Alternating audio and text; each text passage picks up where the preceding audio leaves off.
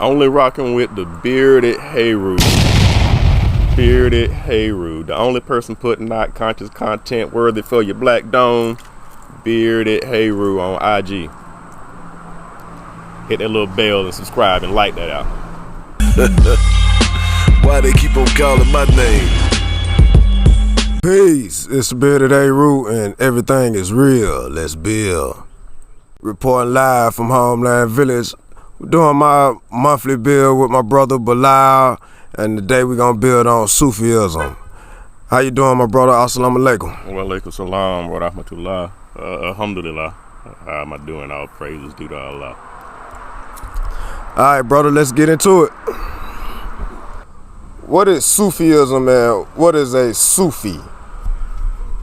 Simply stated, Sufism can be looked at as the inner dimensions of the more mystical dimensions of what already exists in Islam. It's just a path. It's really the only path, but it's a path that a person can take to essentially attain God realization through the Quran, through the practices, through the following the emulations of the Prophet, peace and blessings be upon him. Extra supererogatory works, actions, prayers, zikrs, mantras, but all of it is pure Sharia and it's pure Sunnah. So it isn't anything that's outside of Islam, because that's why we call it the inner dimensions of Islam. Sufism is really the heart of Islam, and the Sufi and a Sufi. Some would translate it as people of the wool, because in some of the older languages, Suf meant wool, and there were always people sitting on the bench outside of the masjid that were wearing wool. So they were people of the Suf or Sufi. A Sufi is one who's a seeker, who's going to travel to the east to go get his knowledge, applicable knowledge, to attain God realization and put it in practice. From its actual root word, Sophia, meaning wisdom, from Gnosticism. So a Sufi is the shortened version of that, just said in a different language, but describing the same thing. One who's seeking knowledge, even if it be into China, like the Prophet Muhammad said, peace and blessings be upon him. Is Sufism a religion, or is a Sufi a Muslim? Or is this stemming from the Islamic ideology? Is a Sufi a Muslim? At a certain point on the path, yeah, he is. If he goes through the first step of Iman, attaining Iman or faith in his heart, then he would be a mu'min. Mu' is one who is, and then min comes from the last part of that word. The second step or level of understanding would be what's described in Islam: 5 daily prayers, shahada, the hajj, prayers on the Prophet, all the orthodox views, making one person a Muslim. A person who has Islam is a Muslim. The third step would be to attain the level of ihsan, from tasawwuf or Sufism. So a person can't make it to the station of being initiated in or a part of tasawwuf or a tariqat or a Sufi order unless they have Islam, meaning that they have to have been a Muslim in order to do it. Sheikh Ahmadu Bamba says not to enter into the ocean of hakikat. Hakikat means truth, the truth of reality, the truth of existence. Don't enter into the ocean of hakikat without first getting into the boat of Shariat. Because if you don't have the Sharia, you try to fall off into Sufism and tasawwuf, you won't get it. You won't understand it probably. And just being real is what was said by the Sheikh. Do not enter the ocean. It's an ocean. That's how deep Islam really is and can be, depending on how you can perceive it. But don't enter into the ocean of hakikat without first entering into the boat of Shariat. So a Sufi is a Muslim. He had to be a Muslim to build up to be a Sufi. And just because now he may call himself a Sufi, it doesn't mean that he took the Muslim brick out of his base. It's still there. All a part in the practice. How does one start on the journey of Sufism? The sheikh must be alive. Must find a living sheikh. A sheikh that can lead a person to the inner chambers of where the truth of Allah exists. The truth of Allah is that the heart in man is the Baytullah, or the house of Allah. Allah couldn't fit anywhere else inside of man except for in the heart. So from the Islamic perspective, the pathway will lead you to understandings of this beautiful book called the Quran, the Hadith, poetry from any of the sheikhs, because what they're going to give you will be applicable. It won't be on the outside of you. It won't be a scapegoat that you can use to pray to have something happen. Some of these practices, La ilaha illallah, La ilaha illallah, tell yourself over and over and over that there is no God but Allah. There is no existence but this divine reality. There is nothing but this right now, over and over and over again in mantra and meditation, to the point that when you get done with that, when you open your eyes, you're not going to be able to not see Allah. Allah is in these plants right here. Allah is in the wood that I'm sitting in on this swing. Allah is Allahu. Allahu. But Sufism, Tasawwuf leads a person to these inner understandings. So now if I done went on the inside, realize that La ilaha illallah, and come back out on the outside with that, there's no way that this person can now be working from his lower self.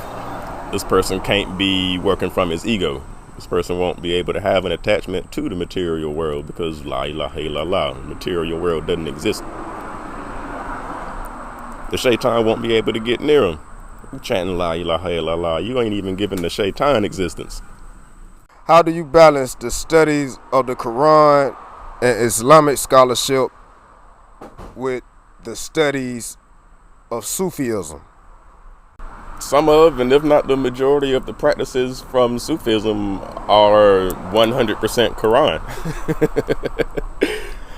La ilaha illallah, Sheikh Ahmadu Bamba has a qasaid, or a poem, to where he pulls every ayah or every verse from the Quran that has La ilaha illallah in it, and puts it together in a formula to be read as a daily mantra, litany, or practice. So the fact that the Bifal brothers will chant La ilaha illallah, La ilaha illallah, until they flatten their prayer beads, pretty much. I can't tell them brothers they ain't having no mystical experience with that, any realization. You tell yourself something like that over and over, and you realize that it was also in the Quran over and over, just didn't get it like that from the previous level. What are some traditions of the Sufi? Like, do they pray and meditate and things like that? There's a couple of stories of some that do and some that don't, but the majority do. Some didn't for good enough reason. Like Sheikh Ibrahim, a disciple, greatest disciple of Sheikh Ahmadu Bamba, didn't really make salat. He would just zikr La ilaha illallah. And all the other people in the Muslim society noticed that Sheikh Ibrahim don't make salat. So they go to Sheikh Ahmadu Bamba to ask him, well, hey, why don't y'all make Sheikh Ibrahim, one of your so-called best disciples, make salat? Sheikh Ahmadu Bamba just says, go tell Sheikh Ibrahim that Sheikh Ahmadu Bamba said to make salat. So this guy went to go find Sheikh Ibrahim and told him that Sheikh Ahmadu Bamba said to make salat. Sheikh Ibrahim said, Allahu Akbar, and bust out and started to pray, and did not stop from this story, to the point where the guy goes running back to Sheikh Ahmadu Bamba and is like, I went and did what you told me. I told Sheikh Ibrahim to start making salat, And he just threw his hands up and yelled Allahu Akbar. He hadn't stopped making salat yet. Well, Sheikh Ahmadu Bamba tells him to go back to Sheikh Ibrahim and tell him that Sheikh Ahmadu Bamba says to stop making salat. This brother tired by now, so by the time he gets back, Sheikh Ibrahim done prayed himself out of his outfit darn there, till he was sitting there with nothing but his loincloth on. But who am I to say that his practice of La ilaha illallah didn't get him close to God? He just may not need to go through the, I won't call them mundane practices, but some of the outward practices, some of the yoga of Islam. Salat is yoga. When you really get to the end of it, a little bit of it is meditation. We talk about zikr, which is remembrance, but there's another Arabic word that sounds just like it. Fikr begins with an F, which means inward contemplation and meditation, which is also a part of Islam. What was Prophet Muhammad doing up inside the caves when everybody was looking for him dying in the valley? He was up there meditating on the signs of Allah, remembering the signs of Allah that he meditated on previously until Jibril came with that first revelation. And the rest was beautiful Quranic history.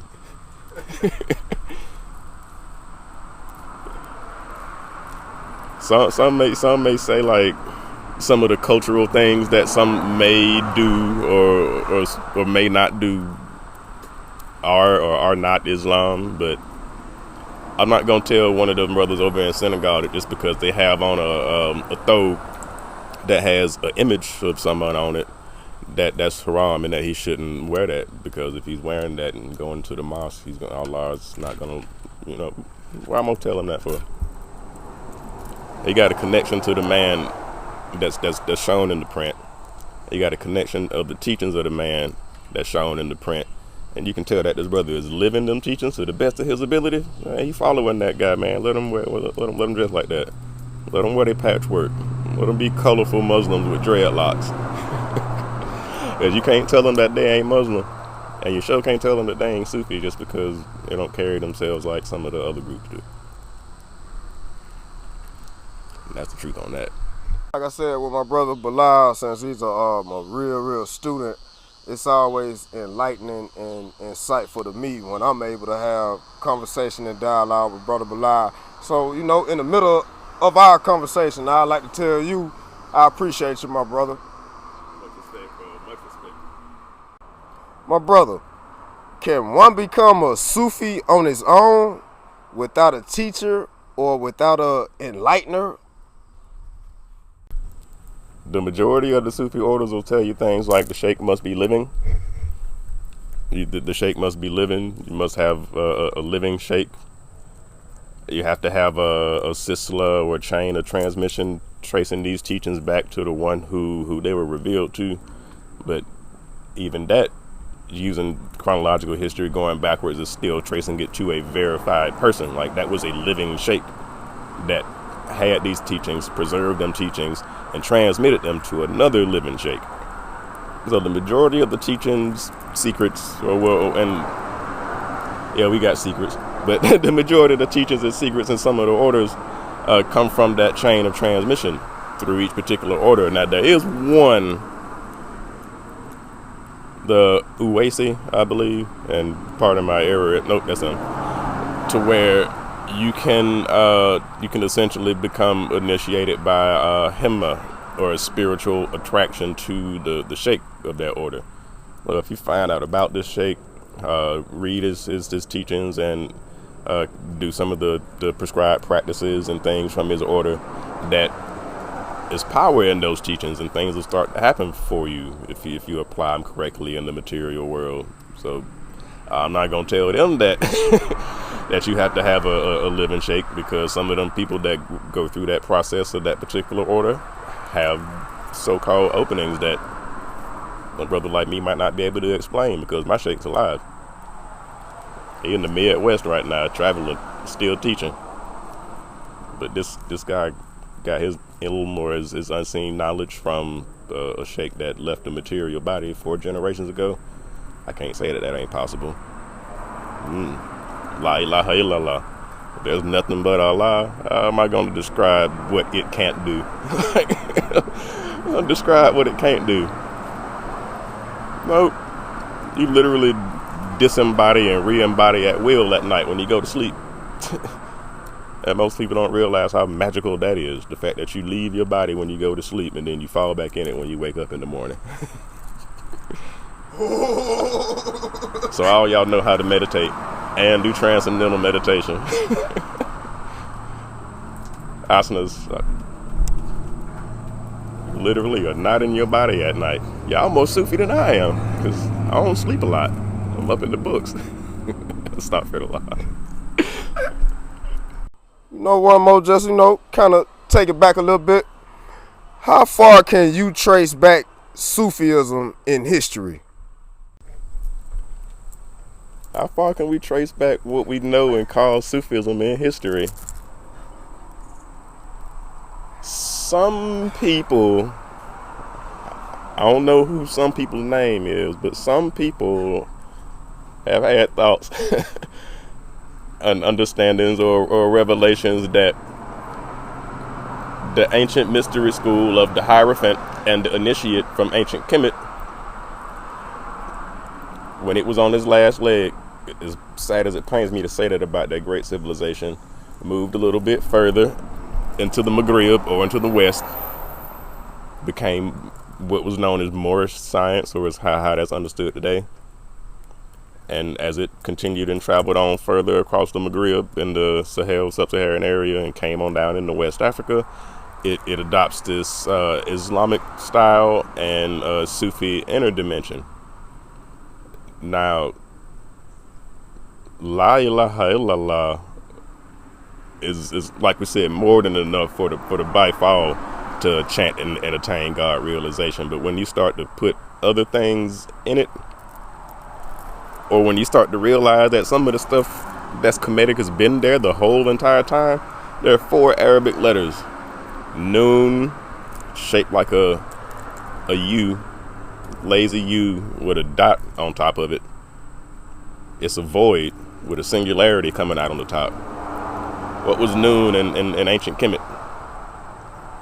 Ba is a vessel. It's a little boat, but it's a vessel, but it has a dot up under it. What has a vessel that carries something seen and unseen, and what has a dot up under it? The pineal gland. Ka. The Ka itself, and this is just from me, the way that Arabic letter looks, is like what would have been an invisible hand guiding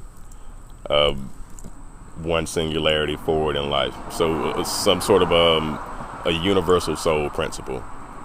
And then Ra. Ra looks like astaghfirullah. Imagine drawing an arm, slightly bent elbow, but with no hand on it. And think further back in Kemet when we had, what was that pharaoh's name? Akhenaten came through with the Aten worship. Every time we saw the sun disk and Akhenaten were making adoration to it, the sun disk had hands or arms that came out from it, giving life. So Ra kind of just reminds me of an arm or a ray of light, a ray of sunshine coming down from that thing that's been in the sky for Lord knows how long. So Noon, Ba, Ka, and Ra are 4 Kemetic deities that exist in the Arabic alphabet today. So those people who go so far as to say that the ancient mystery school of the Hierophant and the initiate have transformed into what we know as Sufism today, I can't say that they're wrong. I wouldn't dare do such a thing. I wouldn't at all. I just recommend you to read Song of Muhammad by Bawa Muhayyadeen. If you get finished reading that book, even with a little bit of knowledge about Islam, you'll know who Muhammad is. Can't not know after you get finished reading that book. Sir, yes sir, my brother Bilal on fire. Do you know of any connections between Sufism and any other ideologies like yoga and things like that? Because to me, Sufism sounds mystic, and a Sufi to me is like a wise man that sits in the background of nature, meditating and pulling from a source. So Is Sufism connected with any other ideologies? Other than that linguistic tie with what a Sufi is and what Sophia meant in Christian Gnosticism, a sophist is essentially the same thing as a Sufi. So when you get to that particular level, the religion that it come from really don't matter, because you're doing something bigger than that. Actually, yeah, the 4 branches of yoga exist in Sufism. Jnana yoga, seeking knowledge, bhakti yoga, devotion to your Rabb or your higher self, or to Allah, or to your teacher or sheikh.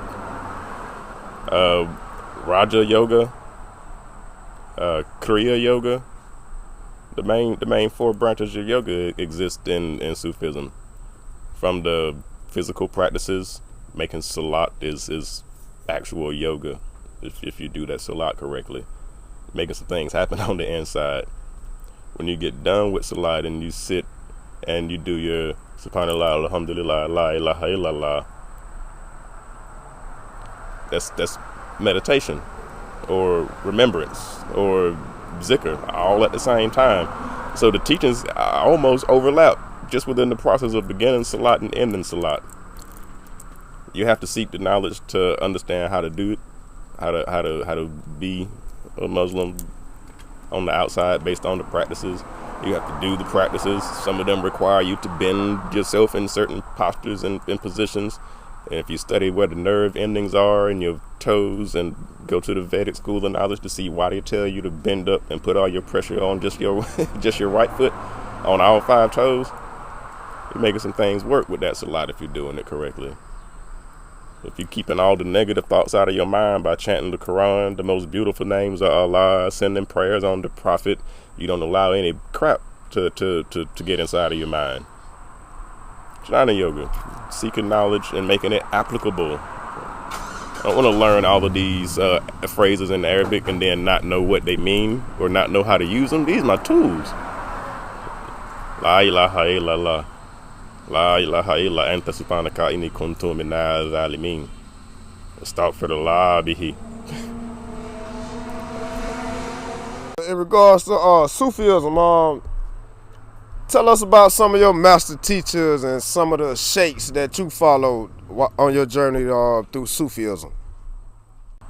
Well, I can't be rocking the outfit from the Bifal and not talk about the Bifal, Sheikh Sheikh Ibrahim Fall.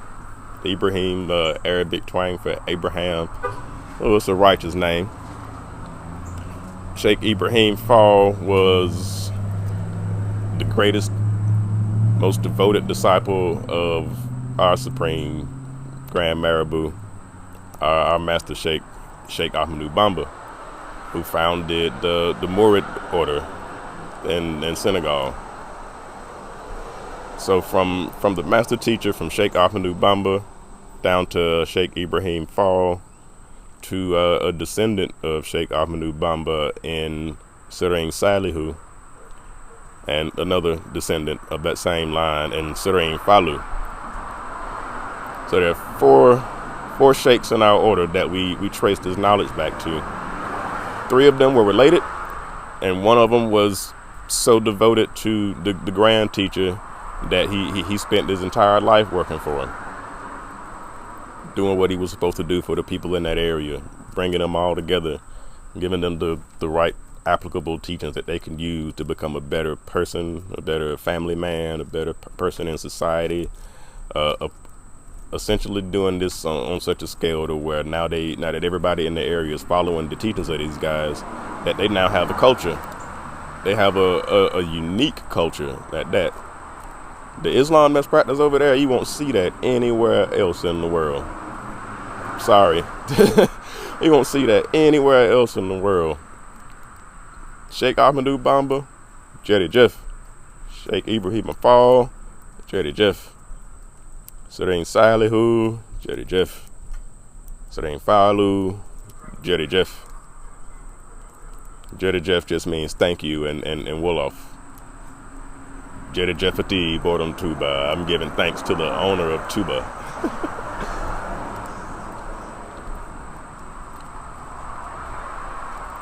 But if you got a chance, as soon as the video's over, just type the man's name in Google. Sheikh Ahmadu Bamba. Sheikh Ahmadu Bamba. Whenever Muhammad used to say something of importance, he would say it 3 times. Sheikh Ahmadu Bamba. Ahmadoubamba. You might find your lineage in them teachings. You might find a spiritual connection. You might find a literal connection from the people who created this pathway and had the intention set to preserve it so that in the future it will be applicable to people that they knew were going to need it. Sheikh Ahmadu Bamba said in the future his disciples won't be native Wolof speakers. I'm not a native Wolof speaker, but every time I get a chance and someone asks me about these beads or something I got on, I'm telling them about Sheikh Ahmadu Bamba. I found my tribe in the history of Sheikh Ahmadu Bamba. I found the spiritual system that my people were doing before the French and everybody else came in and did yada yada. I was able to do Sankofa and go back and get it, go back and reclaim this. But what does Tuba mean in the Quran? Tuba means going back to Allah. Tuba means turning back. Going back to Allah. We ready. And if y'all want to be ready, come on. Anything you want to put out to the people that you ain't get across earlier? Yeah. Everything on this particular path, I know it might seem a little bit alien because it's Arabic or it's Islamic, and here in the West, in America, certain things that aren't Christian-like, I guess, are kind of shunned or not looked at in the same light. But when we trace the origins back of both of these, we realize that they come from the same place. And if we study the linguistics, we'll realize that it was ours. Not to shun anybody else, but Arabic is of the Afro-Asiatic language tree, so-called Semitic language. So if we already know who the original Semites were, who the Canaanites were, what they looked like based on where we knew they were from, how could anybody today that does not have the genetic markers nor the linguistic connection call themselves an Arab? If their language comes from an Indo-Aryan dialect, which isn't akin to nor similar to Arabic at all. Earlier it was a sophist and a Sufi. That's the point in time to focus on. Everything was real uniform at that point almost, because the understandings were the same. A person who studied wisdom in the Hagia Sophia, which is now a mosque, were essentially the same as the Muslims that are now studying in it, because now it's a mosque. They're seeking the same thing. They're seeking that source that lies within everything. That source is Allah. That source is Yah. That source is Brahman. It's Chukwu. It's Unkulunkulu. It's Olodumare. Quetzalcoatl. I don't know too many more. But the systems are the same. The systems are the same. We have the glory today to probably be able to talk about all of it in English, in a language we can all understand from each other. So if you see somebody walking around dressed, yeah, you ain't gonna see nobody walking around dressed like me. But if you see me walking around dressed like that, yeah, I don't bite. Sufis love answering questions, because we love to talk, as y'all can tell from the previous videos. But it's all West African. It's just up under the banner of Islam. Peace. Indeed, this is Bearded Heru, and this was another powerful build with my brother Bilal. We reporting live from Homeland Village at 2910 Napier Avenue, Macon, Georgia. Hey man, much love to you, my brother. Assalamu alaikum to you, my brother. Wa alaikum salam wa rahmatullah. Peace. Why they keep on calling my name?